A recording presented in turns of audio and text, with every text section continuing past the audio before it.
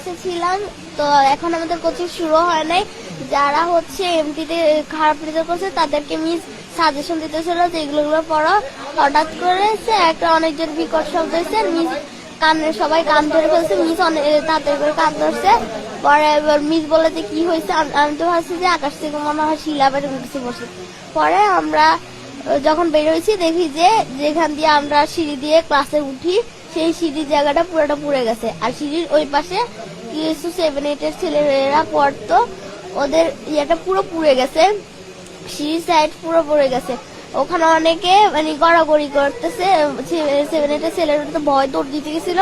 আগুনের পরে অনেকে গা লাল হয়ে গেছে, অনেকের খুব জামা কাপড় পুড়ে গেছে, তারা মাটিতে শুয়ে শুয়ে গড়াগড়ি করতেছে।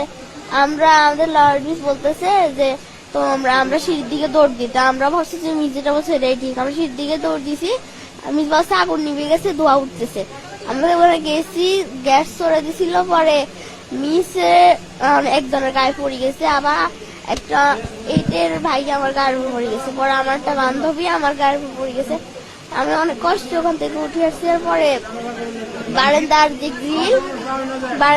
গ্রিল কিছু ফায়ার সার্ভিসের লোক আসছে, তারপর কিছু আর্মি লোক আসছে, এসে ওরা গ্রিল ভাঙছে। ভাঙার পর আমাদের ওখানে ট্রান্সপোর্টের যে গাড়ি রাখা হয় ওখানে একটা গেট আছে, গেট ভাঙে গেট হচ্ছে জানলার সাথে দিয়ে লাগাই দিচ্ছে যাতে সিঁড়ির মতো করে যাওয়া যায়। পরে 7-8 জন মিলে নামাইছে। কিভাবে উদ্ধার করছে মা, কারা উদ্ধার করছে? কিছু আর্মি লোক মানে চারপাশে ছিল, আমাকে আস্তে আস্তে আস্তে করে নামাইছে। পরে যখন নামছি আমাকে দ্রুত করে নিয়ে কোলে করে নিয়ে গেছে, পরে রিক্সায় করে লুকানে নিয়ে আসছে।